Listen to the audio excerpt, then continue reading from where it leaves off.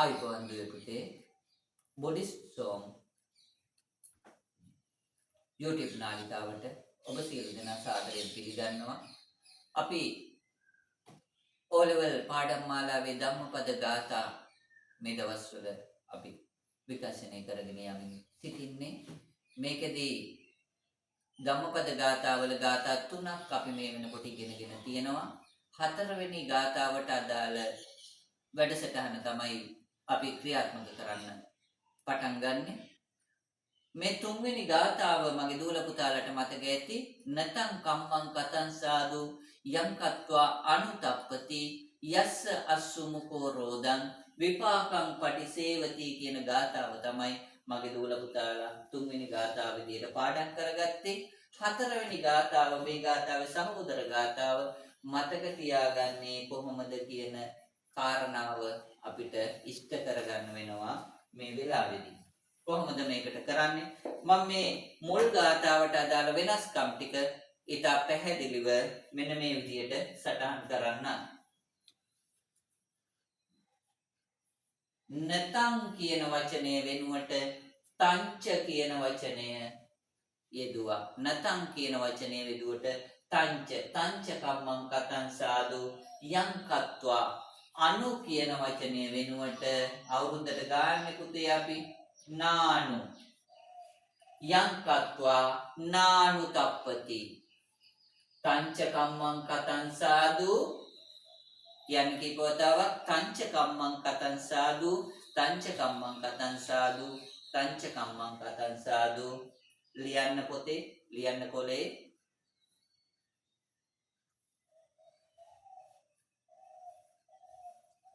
දෙවනි පදයේ කීපවතාවක් කියන්න යං කତ୍වා නානු තප්පති යං කତ୍වා නානු තප්පති යස්ස අසුමුකෝ රෝදං වෙනුවට ඊගව ගාතාවට එන්නේ පුතේ මම පහලින් දිව්වා යස්ස පතීතෝ සුමනෝ මේ කතාව මම දූල පුතාලට කියලා දෙන්නම් ඒ සුමනෝ කියලා දැම්මේ කියලා යස්ස පතීතෝ සුමනෝ විපාකං පටිසේවති යස්ස පතීතෝ සුමනෝ විපාකං පටිසේවති ඒ පදේ හැමම එනවා.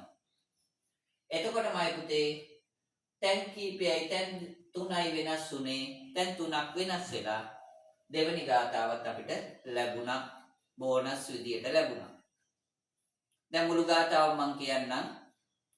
තංච කම්මං කතං සාදු යං කତ୍වා නානු තප්පති යස්ස පතීතෝ සුමනෝ විපාකං පටිසේවති.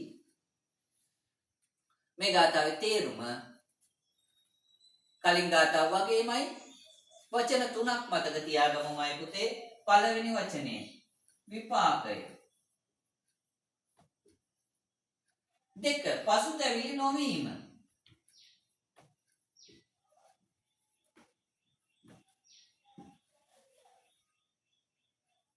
සතුට පෙරමුණ.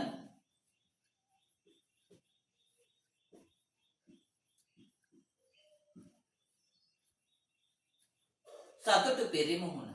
දැන් එනම් මේකේ තේරුම එන්නේ පුතේ මේ විදිහට ගලප ගන්න. යම්කිසි ක්‍රියාවක විපාකය පසුතැවිලි වීමට සිදු නොවේද? සතුට පෙරමුණෙන් නිතුව විඳීමට සිදු වේද? එවැනි ක්‍රියා කළ යුතුය. සරල තේරුමක්. යම්කිසි ක්‍රියාවක විපාකය සතුට පෙරමුණෙන් නිතුව විඳීමට සිදු වේද? පසුතැවිලි වීමට සිදු නොවේද? එවැනි ක්‍රියා කළ යුතුය. යම්කිසි ක්‍රියාවක විපාකය පසුතැවිලි වීමට සිදු නොවේද? සතුට පෙරමුණෙන් නිතුව විඳීමට සිදු වේද? එවැනි ක්‍රියා කළ යුතුය. මෙන්න මේ මූලික වචන 3 පාඩම් කරගත්තාන් පස්සේ පුතේ සරලව තේරුම මතක තියාගන්න පුළුවන්. මගේ දූල පුතාලට අපේ ප්‍රාර්ථනාව ඉතා සරලව ආසාවෙන් පහසුවෙන් විනෝදයක් විදියට මේ පාඩම් මතක තියාගන්න එක, පාඩම් කරන එක, පුහුණු කරන එක අපේ වගකීම. ඒ වගකීම අපි කොහොම හරි ඉෂ්ට කරනවා. මගේ දූල පුතාලා ඊටම කැමැත්තෙන් ආසාවෙන් නිවැරදිව ක්‍රමානුකූලව මේ දේවල් ටික අහගෙන ඉන්නවා නම් බලනවා නම් අපි අපේ යුතුයකම අකුරට ඉෂ්ට කරනවා. යස්ස පතීතෝ සුමනෝ කියලා කෑල්ලක් ආවේ කොහොමද කියලා මම වැඩිදුරටත් මයි දූදරුවන්ට පැහැදිලි කරලා දෙන්නම්. මේ ගාථාව ප්‍රකාශ කළේ පුතේ බුදුරජාණන් වහන්සේ සුමන මාලාකාරයා වෙනුවෙන්. කවුරු වෙනුවෙන්ද? සුමන මාලාකාරයා වෙනුවෙන් තමයි බුදුරජාණන් වහන්සේ දේශනා කරන්නේ. මේ සුමන මාලාකාරයා කොසල් රජුරවන්ට මල් සපයන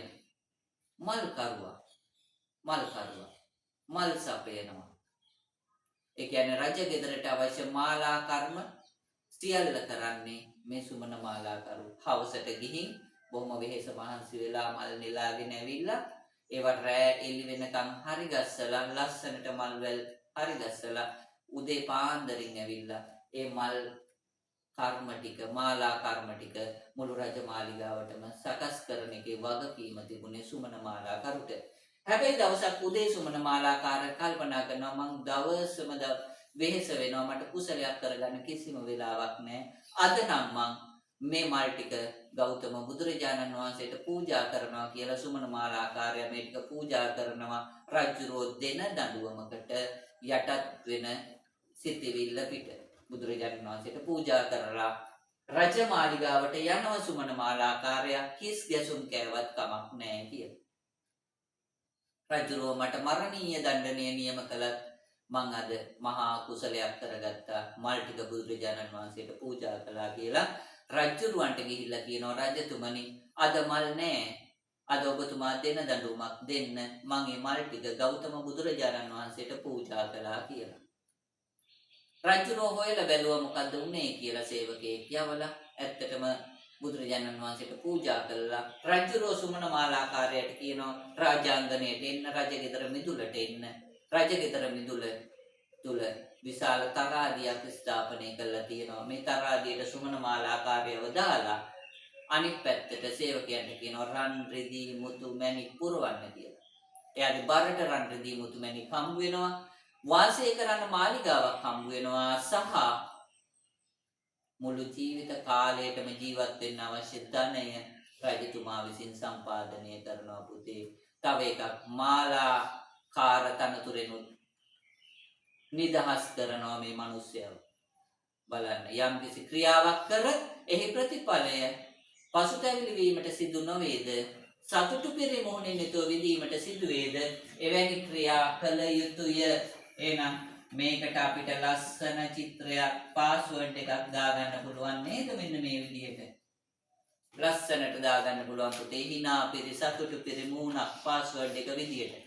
මේ විදිහට අපි යෝජනා කරනවා මගේ දරුවට ලස්සනට පහසුවෙන් නිර්මාණශීලීව පාඩම් කරගන්න. මේ ක්‍රමයට ඔබලම නැඹුරු කරවන එක අපේ වගකීම.